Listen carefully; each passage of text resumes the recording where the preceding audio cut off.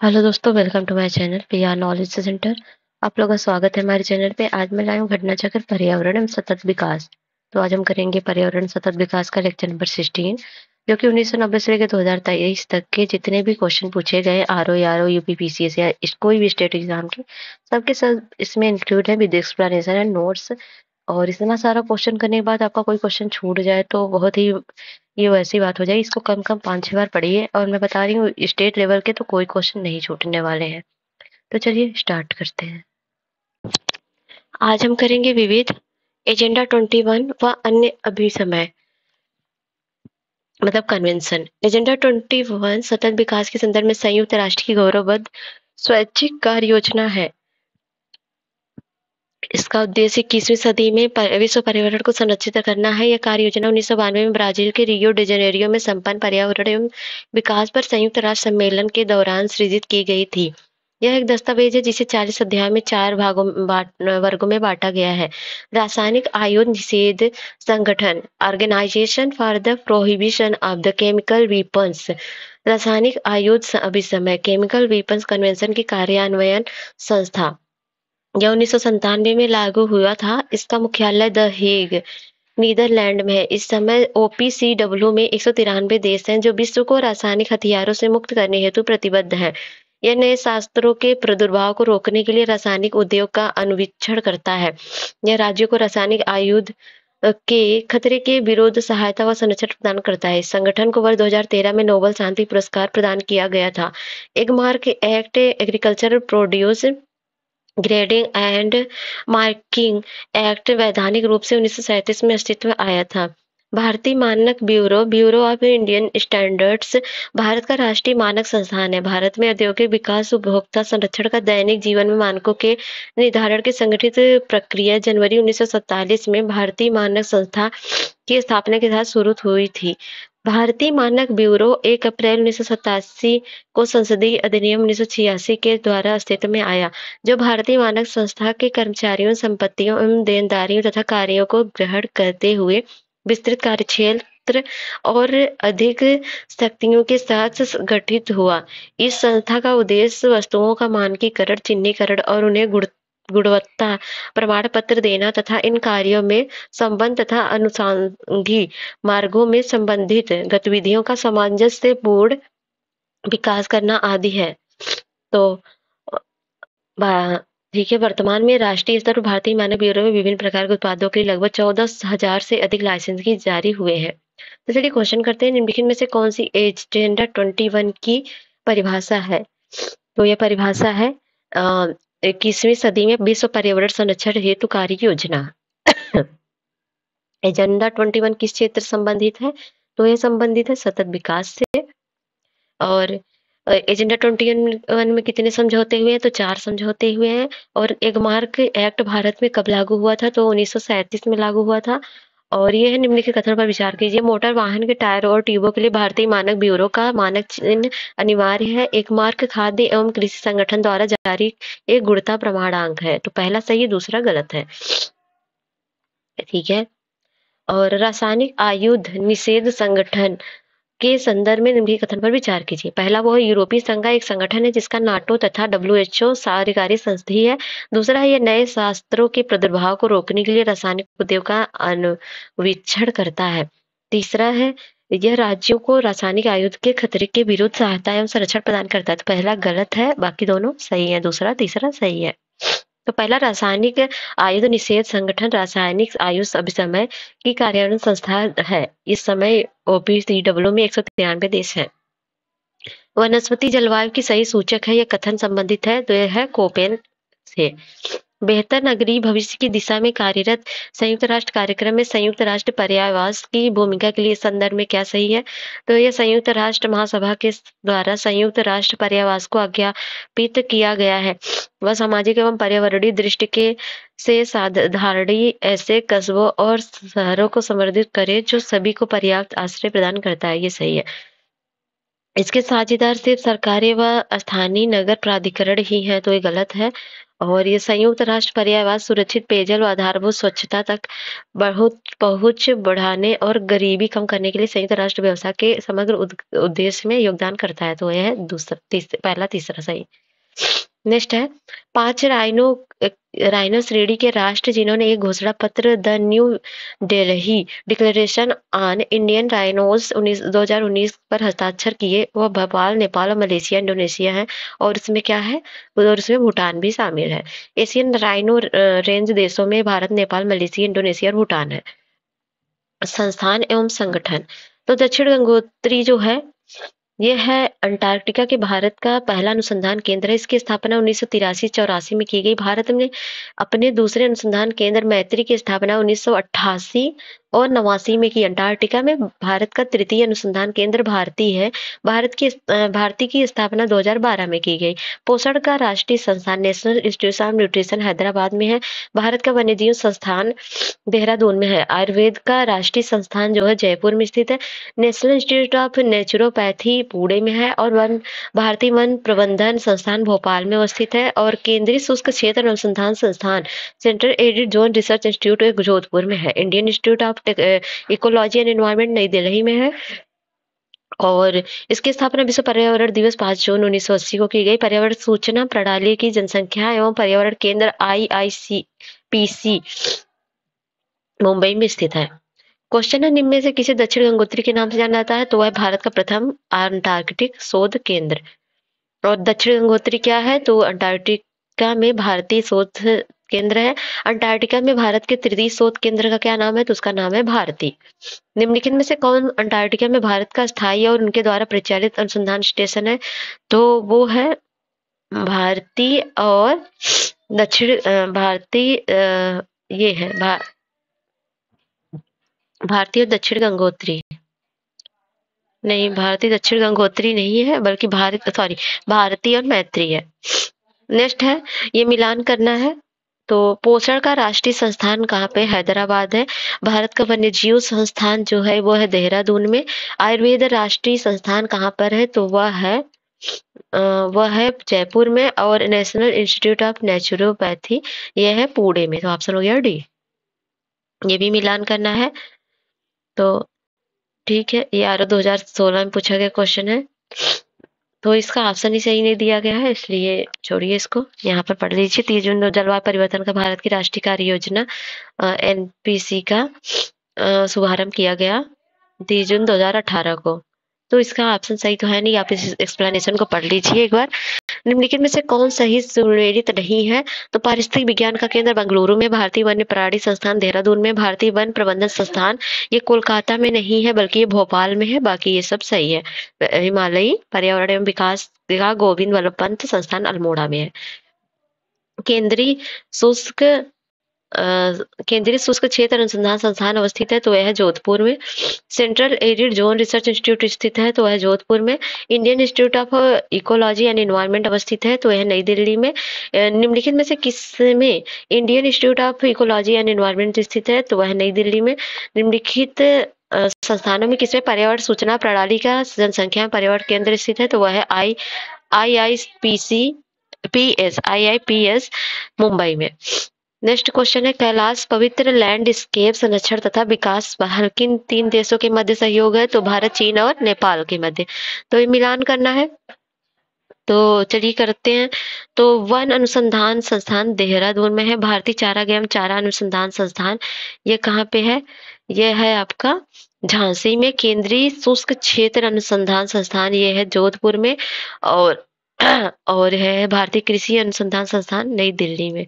तो हो गया ऑप्शन बी। विभिन्न पुरस्कार हैं, ये देख लेते हैं हम। तो नागरिकों में पर्यावरण के प्रति चेतना जगाने हेतु समय समय विभिन्न पुरस्कार दिए गए। केंद्रीय पर्यावरण एवं जलवायु मंत्रालय द्वारा 1987 में इंदिरा गांधी पर्यावरण पुरस्कार का आरंभ हुआ था और हरित क्रांति में विशेष योगदान देने के लिए नॉर्मन बोरलॉग के नाम से कृषि क्षेत्र में बोरलॉग पुरस्कार दिया जाता है। अंतर्राष्ट्रीय स्तर पर हरित क्रांति के जन्मदाता नॉर्मन ई बोरलॉग को 1970 में नोबेल शांति पुरस्कार सम्मानित किया गया था। नॉर्मन ई बोरलॉग ने उन्नत कृषि द्वारा भुखमरी के विरुद्ध लड़ाई हेतु विश्व खाद्य पुरस्कार द वर्ल्ड फूड प्राइज शुरू किया गया।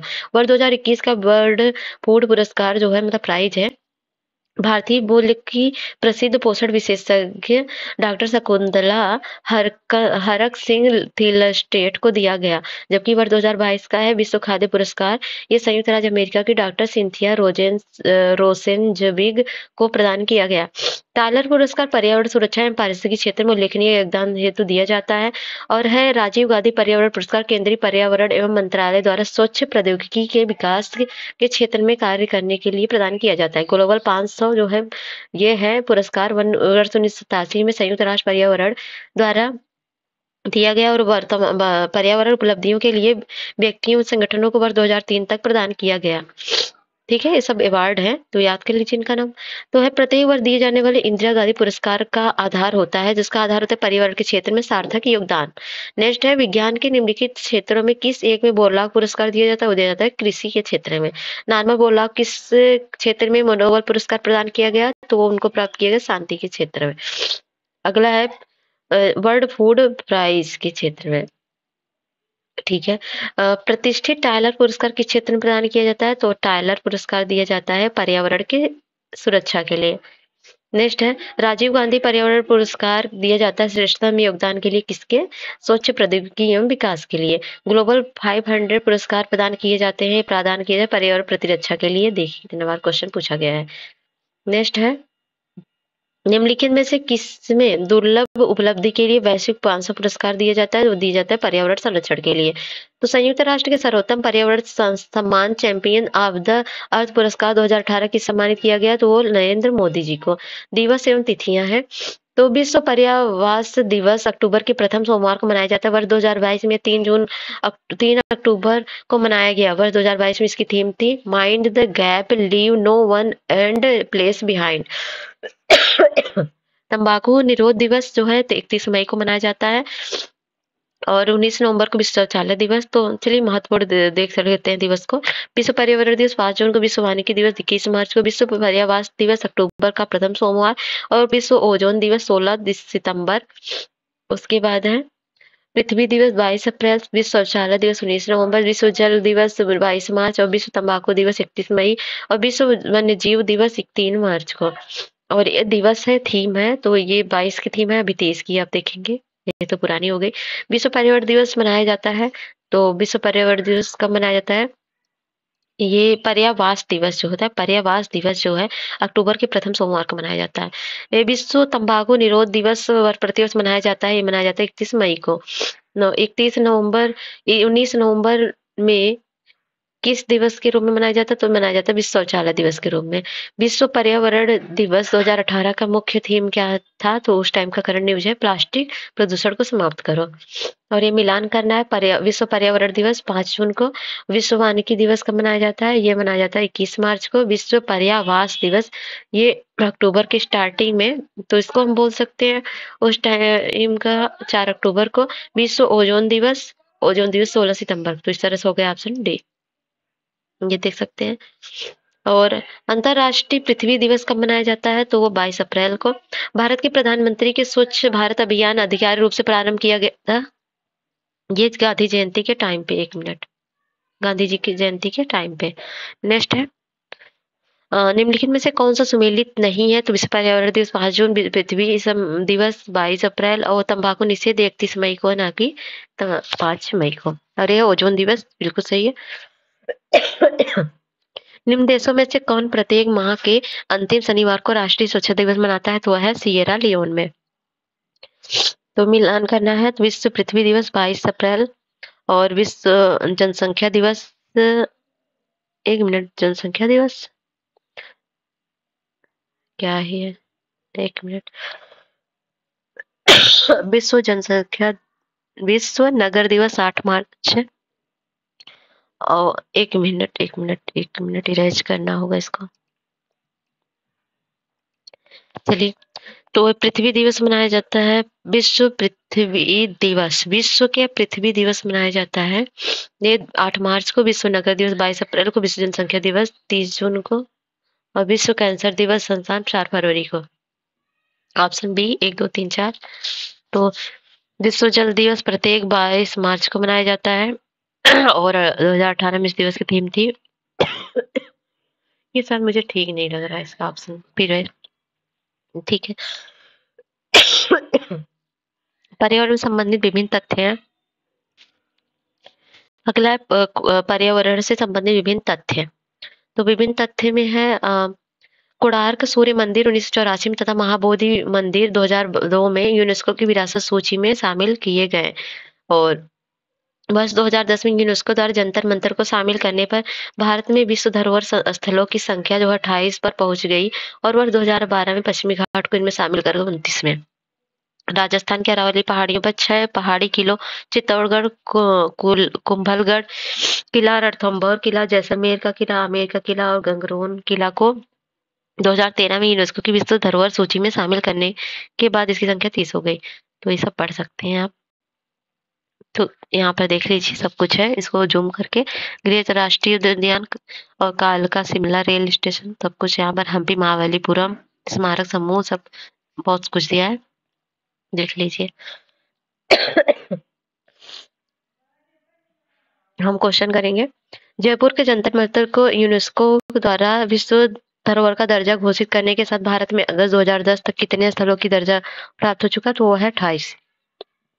यूनेस्को के विश्व विरासत सूची में हाल ही में सम्मिलित की गई इमारत कौन सी थी? तो महाबोधि मंदिर, उस टाइम का न्यूज है। और निम्नलिखित में से कौन भारत के किस राज्य में मौजूदा एकमात्र यूनेस्को विश्व धरोहर स्थल है?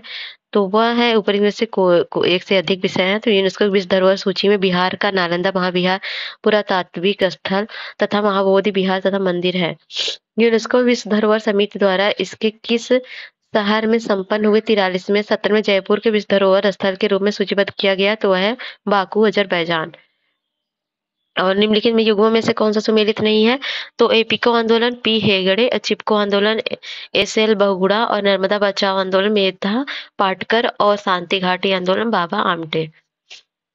तो ये सही नहीं, बाबा आमटे नहीं थे, बल्कि शांति घाटी आंदोलन में डॉक्टर सलीम अली का नाम चर्चित है। मेघा पाटकर का नाम किस आंदोलन के साथ जुड़ा है? तो वह है नर्मदा बचाओ। भारत में रैली फॉर वैली प्रोग्राम का आयोजन निम्न में से किस एक समस्या को उजागर करने के लिए किया गया? तो है विस्थापित तो के पुनर्वास के लिए। निम्नलिखित में से कौन मानव जनित जीवों का एक उदाहरण है? तो वह है फसली भूमि।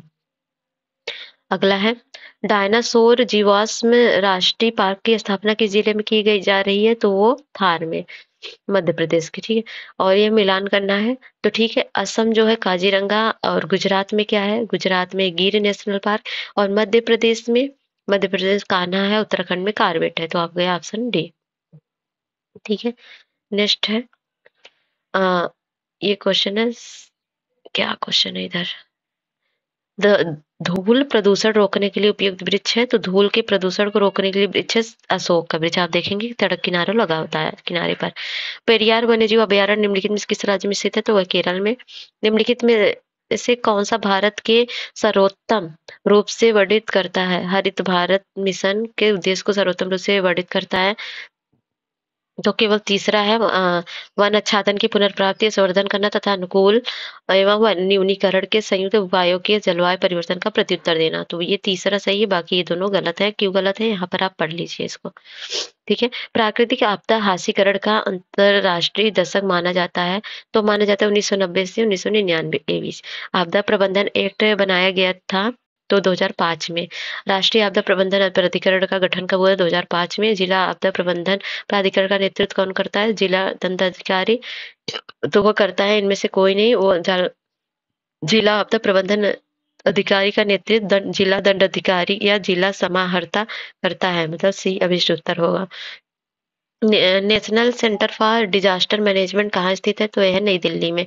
आपदा प्रबंधन के ज्ञान सह प्रदर्शन केंद्र का मुख्य कार्य है तो है इनमें से सभी, मतलब ज्ञान सह प्रदर्शन केंद्र और जागरूकता फैलाना और स्थानीय आवश्यकता के आधार पर जानकारी प्रदान करना।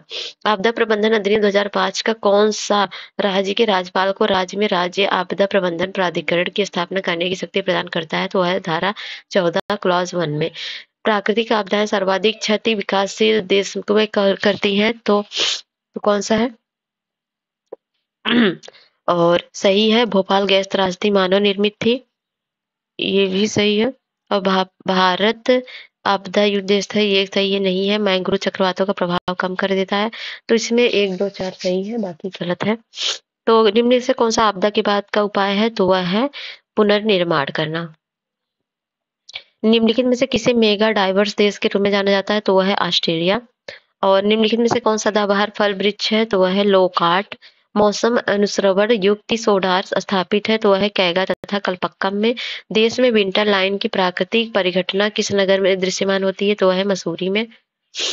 और है, यदि आप ग्रामीण क्षेत्र से होकर गुजरते हैं तो आपको यह देखने को मिल सकता है कि अनेक प्रकार के पक्षी चरने वाले पशुओं के भैंसों के पीछे पीछे चलते हैं और उनके घास में चलने में आसान होने वाले कीटों को पकड़ते हैं। निम्नलिखित में से कौन से ऐसे पक्षी हैं? चित्रिक बालाक या साधारण मैना? तो वो साधारण मैना, ठीक है। और निम्नलिखित में से किसको औसत शुद्ध प्राथमिक उत्पादकता सबसे कम होती है? तो वो होती है शीतोष्णकटिबंधीय घास मैदान के। नेक्स्ट है, भारत का राष्ट्रीय सामुद्रिक पार्क स्थित है तो वह है कच्छ में। और भीतरकनिका किसे जिसे अभी हाल में विश्व धरोहर स्थल की सूची में सम्मिलित किया गया, वह स्थित है तो वह है उड़ीसा में। अगला है, नामदफा कहाँ पे है? तो नामदफा जो है वह है अरुणाचल प्रदेश में। बांदीपुर, बांदीपुर जो है, बांदीपुर राष्ट्रीय उद्यान है कर्नाटक में। पेरियार केरल में है। लामजाओ मणिपुर में, ऑप्शन ए। कभी कभी समाचारों में दिखने वाले घरेलू अंश आवश्यकताओं डोमेस्टिक कंस्ट्रेंट रिक्वायरमेंट पद का संबंध किससे है? तो वह है हमारे देश में सौर शक्ति उत्पादकता का विकास करने से हो गया इनका कल्याण। खैर सही हो जाएंगे, 2 मिनट वेट करिए आप। चलिए अगला है, 1 मिनट।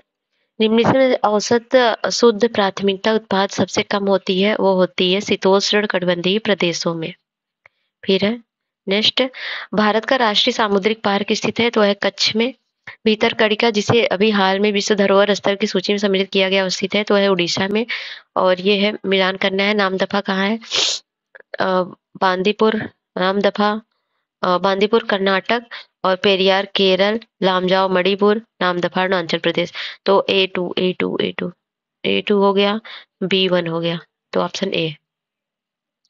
कभी कभी समाचारों में दिखने वाले घरेलू अंश आवश्यकता डोमेस्टिक का रिक्वायरमेंट कंटेंट रिक्वायरमेंट पद का संबंध किससे है? तो है हमारे देश में सौर शक्ति उत्पादन की विकास करने के लिए। निम्नलिखित में से कौन प्राकृतिक गैस का मुख्य भाग है? तो वह है मीथेन। फिर है, समुद्री घास का निम्नलिखित तत्व मुख्य रूप से महत्वपूर्ण स्रोत क्या है? तो वह है आयोडीन का। नेक्स्ट है, निम्नलिखित में से कौन सुमेलित सही सुमेलित है? भैंस भदावरी सही है। गाय सिंधी और बकरी जमुनापारी। और भेड़ जो है, भेड़ की नस्ल थरपाकर नहीं है ये, बल्कि ये गाय की नस्ल है। अगला होगा, भारत के किस राज्य में सागौन का वन क्षेत्र सर्वाधिक है? तो है मध्य प्रदेश में। हाल ही में हमारे देश में हिमालयी बिच्छू बूटी के महत्व के बारे में बढ़ती हुई जागरूकता थी, क्योंकि यह पाया गया है यह वास्तु तंतु का साधारण स्रोत है, इसलिए। और विविध तथ्य है जिसको हम नेक्स्ट वीडियो में करेंगे। नेक्स्ट वीडियो में क्या 4 पेज है, चलिए कर लेते हैं। तो उत्तर प्रदेश में बायोटेक्नोलॉजी पार्क की स्थापना लखनऊ में की गई। इसकी 21वीं 2003 को रखी गई नींव। और हीलियम एक ककरी गैस है। तो बहुत सारी चीजें हैं जो क्वेश्चन थ्रू आप कर लीजिए। तो ये है, मिलान करना है। तो त्वचा का कैंसर कैसे होता है, किससे? तो होता है पराबैंगनी प्रकाश से। ध्वनि प्रदूषण कैसे होता है? तो डेसिबल्स में मापते हैं। अब वैश्विक तापन होता है, ये क्लोरोफ्लोर नहीं, वैश्विक तापन होता है कार्बन डाइऑक्साइड से। ओजोन छिद्र होता है क्लोरोफ्लोरोकार्बन से। ऑप्शन हो गया बी। नेक्स्ट है, ये त्वचा का कैंसर होता है पराबैंगनी प्रकाश से। ध्वनि प्रदूषण डेसिबल मापते हैं। और उसके बाद वैश्विक तापन, कार्बन डाइऑक्साइड, और ये है ओजोन छिद्र। तो ऑप्शन हो गया बी। फिर है वही सेम रिपीटेड क्वेश्चन है। उत्तर प्रदेश में प्रथम बायोटेक पार्क स्थापित किया गया, ये किया गया लखनऊ में। कितनी बार क्वेश्चन पूछा आप खुद देख सकते हो। और ये मिलान करना है। तो राष्ट्रीय काष्ठ जीवाश्म पार्क है कहाँ पर है, तो तिरुचारीपुरम पल्ली में है। शिवालिक पार्क कहाँ पर, सिरमौर में है। और स्टेमेटोलाइट पार्क कहाँ पर है, तो स्टेमेटोलाइट पार्क चित्तौड़गढ़ में है। और लोनार झील कहाँ पर है, बलटोड़ा यहाँ पर है। तो ऑप्शन हो गया सी। सुनामी की उत्पत्ति किसके द्वारा होती है, तो होती है समुद्र के भीतर उत्पन्न होने वाले भूकंप से। निम्नलिखित में से कौन सा एक भारत का राष्ट्रीय जलीय प्राणी है, तो वह है गंगा की डॉल्फिन। मौसम विज्ञान संबंधी प्रेषण के लिए निम्नलिखित में से किसको गुब्बारों को भरने में उपयोग में लाया जाता है, तो वह लाया जाता है हीलियम को। फिर है मानवीय जनसंख्या के श्रेष्ठ जीवन यापन के लिए निम्न में से किसे कौन सा कदम सर्वाधिक महत्वपूर्ण है, तो वह है वनारोपण। नेक्स्ट है अगर किसी क्षेत्र का लैंडसेट आंकड़ा आज मिलता है तो उसके पश्चिम में स्थित क्षेत्र का आंकड़ा कब उपलब्ध होगा, तो होगा उसी समय कुछ दिनों के बाद। निम्नलिखित में से किस हरिकेन के सन 2012 में यूएसए के उत्तर पूर्व एवं पूर्वी तटीय प्रांतों को दुष्प्रभावित किया है, तो वह है सैंडी। निम्नलिखित में से किससे डायनासोर्स का कब्रिस्तान कहा जाता है, वो कहा जाता है मोन्टाना को। इको पार्क मार्क योजना 1991 में उपभोक्ताओं को ऐसे उत्पादों को खरीदने के लिए प्रोत्साहित करने हेतु आरंभ की गई जिनका पर्यावरणीय प्रभाव कम हानिकर हो। निम्नलिखित उपभोक्ता उत्पादों में से कौन इस योजना के अंतर्गत सूचित नहीं है, तो वह है औषधियों प्रतिजैविक। भारत में संवेष्टित वस्तुओं के संदर्भ में खाद्य सुरक्षा और मानक विनियम 2011 के अनुसार किस निर्माता को मुख्य लेबल पर निम्नलिखित में से कौन सी सूचना अंकित करना अनिवार्य है, तो इसका आंसर हो जाएगा पहला सही है, संगठनों की सूची जिसमें संयोजी शामिल हो, पोषक विषयक सूची। और ये तीसरा भी सही है, चिकित्सा व्यवसाय द्वारा की गई एलर्जिक प्रक्रिया के संभावना के संदर्भ में संस्तुतियां यदि कोई है। और सहकारी और मांसाहारी ये नहीं है, ऑप्शन हो गया नहीं, आप ये हो गया, ये तीसरा नहीं होगा, तो ऑप्शन हो गया ये सी। डीएनए बार कोडिंग किसका उत्पादक हो सकता है इससे, तो किसी पादप या प्राणी की आयु का आकलन नहीं, इससे नहीं होता है। समान दिखने वाले प्रजातियों के बीच भिन्नता के जानने के लिए और प्रसंस्कृत खाद्य पदार्थों का अवांछित प्राणी या पादप सामग्री को पहचानने के लिए, तो ऑप्शन हो गया डी। कौन सा भारतीय वैज्ञानिक यूनेप द्वारा फादर ऑफ इकोनॉमिक इकोलॉजी मान्य है, तो वह है एम.एस. स्वामीनाथन। विश्व स्वास्थ्य संगठन की स्थापना कब हुई थी, तो हुई थी 7 अप्रैल 1948 को। प्रायद्वीप भारत के निम्न हिम युग में से किस युग में हिमानीकृत हुआ, तो यह था प्लेस्टोसीन हिम युग में। बम्बई नेचुरल हिस्ट्री सोसाइटी संदर्भ में निम्नलिखित कथन पर विचार कीजिए। यह पर्यावरण एवं मंत्रालय के अधीन एक स्वायत्त संगठन है, गलत है। यह क्रिया आधारित अनुसंधान शिक्षा एवं लोक जागरूकता के माध्यम से प्रकृति को बचाने का प्रथम प्रयास है। यह आम जनता के लिए प्रकृति खोज यात्राओं एवं शिविरों का आयोजन एवं संचालन करता है, तो ऑप्शन हो गया सी। तो बम्बई नेचुरल हिस्ट्री सोसाइटी में स्थापित एक गैर सरकारी संगठन है जो भारत में संरक्षण और जैव विविधता संबंधी शोध में संलग्न है। भारत में सबसे बड़े चरखे के संदर्भ में निम्नलिखित कथनों पर विचार कीजिए। इसका उद्घाटन नोएडा में हुआ है, यह उपभोग के लिए प्लास्टिक कचरे से बना है, तो इन दोनों के दोनों ऑप्शन सही है। ठीक है। हाल ही में कितने भारतीय समुद्र तटों को ब्लू फ्लैग सर्टिफिकेट के रूप में संसाधित किया गया, तो किया गया ये 8। फिर है भारत में मिट्टी बचाओ आंदोलन कहाँ से प्रारंभ हुआ, ठाणे महाराष्ट्र से, नहीं होशंगा मध्य प्रदेश से। विश्व की सर्वाधिक समस्यात्मक जलीय घास फूस है, वह है इकॉर्निया। अब कभी कभी समाचारों में नेट मीटरिंग निम्नलिखित में से किसको प्रोत्साहित करने के संदर्भ में देखा जाता है, तो देखा जाता है परिवारों उपभोक्ताओं द्वारा सौर ऊर्जा का उत्पादन और उपभोग के लिए। फिर है ये खत्म हो गया आपका। तो आज आपका इन्वायरमेंट एंड इकोलॉजी खत्म हो गया। आप इस वीडियो को 4-5 बार देख लीजिए और यहाँ से कोई क्वेश्चन आपका नहीं छूटेगा, गारंटी है। इसके साथ बस आप करंट अफेयर कर लीजिए, बाकी मस्ट आपकी प्रिपरेशन हो चुकी है। तो ठीक है, तो खत्म हो चुका है, तो लाइक शेयर सब्सक्राइब जरूर करें। तो मिलते हैं नेक्स्ट वीडियो में, तब तक के लिए जय हिंद जय भारत।